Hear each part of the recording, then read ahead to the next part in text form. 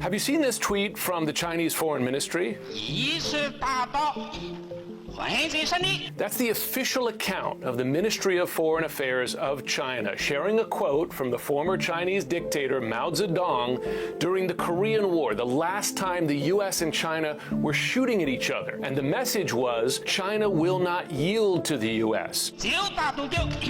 That's an important signal as to how China sees the current trade war with the U.S., and that is the Chinese leaders do not want to be bullied by the U.S. president, and crucially, they don't want the Chinese people to see them being bullied by the U.S. president. That said, I'm told that Chinese leaders are open to negotiations with the U.S., but at this point, they don't see the channels open for those negotiations, and it's their perception the U.S. is not making an effort to open those channels. This is one more crucial point, that if and when negotiations happen, Xi Jinping is not going to meet Donald Trump, I'm told, at the very beginning of those negotiations.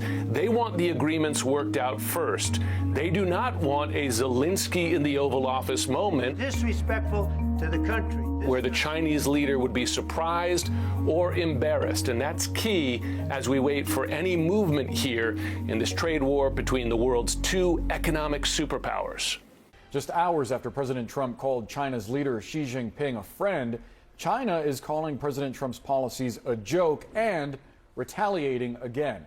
Chinese tariffs on U.S. goods are now at 125%. U.S. tariffs on Chinese goods are 145%, meaning American consumers and businesses are likely in for more pain. Yale's Budget Lab is estimating that Trump's tariffs are going to cost at the average household $4,700 extra a year. Let's bring in Douglas Holtz-Eakin. He was the chief economist for the White House Council of Economic Advisors under President George W. Bush. He's also the president of the American Action Forum. Doug, always great to see you. What does this Chinese escalation of 125% on U.S. goods mean for the U.S. economy? Well, it's just more bad news. And, you know, as you reported, we saw incredibly poor consumer sentiment numbers this morning. In that survey, by the way, consumers expected inflation to be 6.7%, the highest we've seen since 1981. So people are expecting costs to go up.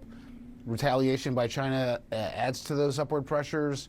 That money has to come from somewhere. It'll come out of other purchases by households. That's going to slow the growth in the economy. And businesses are comparably concerned about the outlook. So the fallout of this trade war has been very significant already, although it has not yet shown up in rising unemployment, some of the other things you'd want to watch pretty carefully.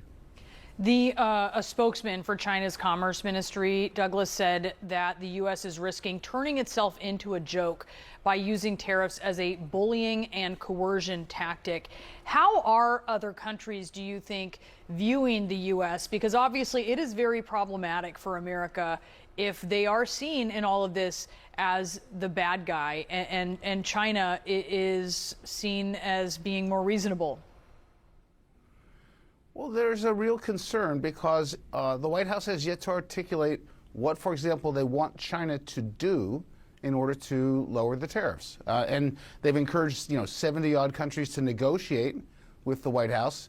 But to what end? What is it that the White House wants from each of those 70 countries in order to get tariffs to go back down? So if you're just imposing tariffs and you provide no signal as to what the negotiation is about, you look like a bully. You're inflicting pain for no apparent reason. And I think there needs to be a real clear articulation of the strategy, because right now we're getting nothing but bad news out of these tariffs, and there's no pathway to getting some benefits at the other end. The Chinese economy obviously relies heavily on manufacturing. Last year they had a $1.1 trillion trade surplus with the United States. How much pain do you think their economy can endure, given that the biggest market for them, the biggest market in the world, is the United States? This is a significant blow to the China economy. There's no question about it. And we're going to see it slow sharply. Now, as you and I both know, the Chinese Communist Party has a tight grip on the country. Its ability to withstand that pain comes at the expense of its citizens, but it will withstand the pain. I'm worried about the fact that people have lost sight that the second largest manufacturer in the world is the United States, and that we do more manufacturing than Japan and Germany combined. And this whole thing is predicated on the notion that somehow the U.S. doesn't have any manufacturing anymore, and that's just not true. What we're doing now is taking the established manufacturing giants in the world, China and the United States, and pitting them one against the other. And as I said before, to what end?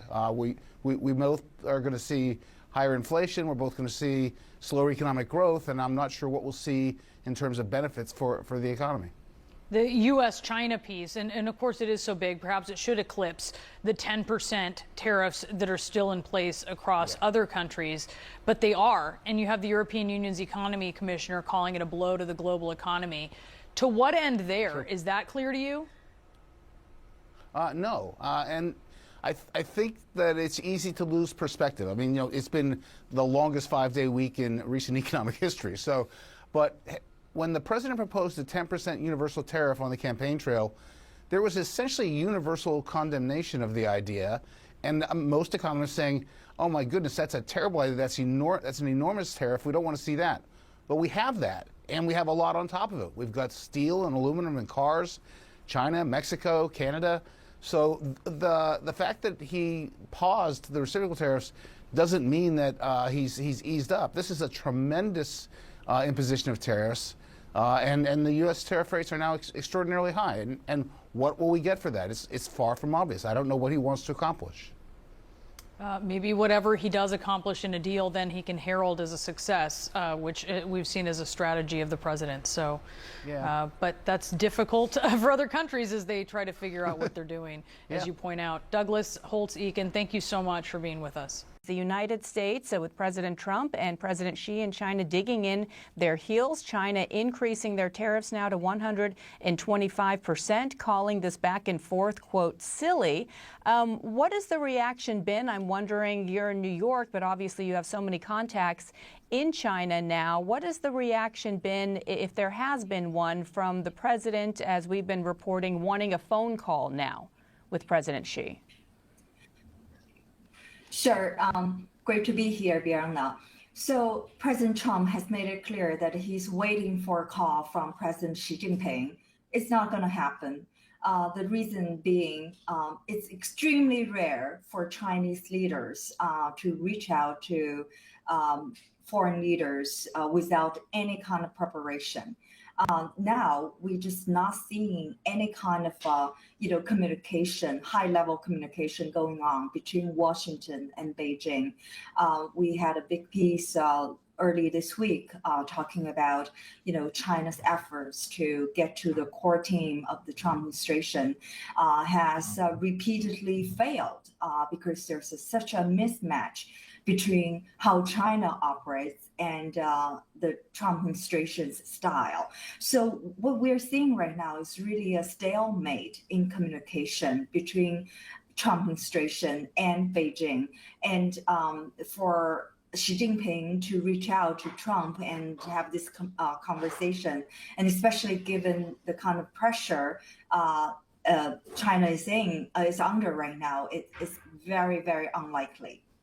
Do you think this is an example of just having lack of knowledge about the Chinese culture, the Communist parties functioning there? I mean, because it seems as if roles are reversed. I remember when Nancy Pelosi, as Speaker, visited Taiwan, and there was a lot of frustration in China, in Beijing, as to how the President of the United States could have allowed that without understanding they're two separate branches. Are we seeing the opposite here, in your view, that there's a lack of understanding as to the nationalism, perhaps, and the pride from someone, an authoritarian like Xi Jinping, in acquiescing to what he's viewing as a demand from the United States?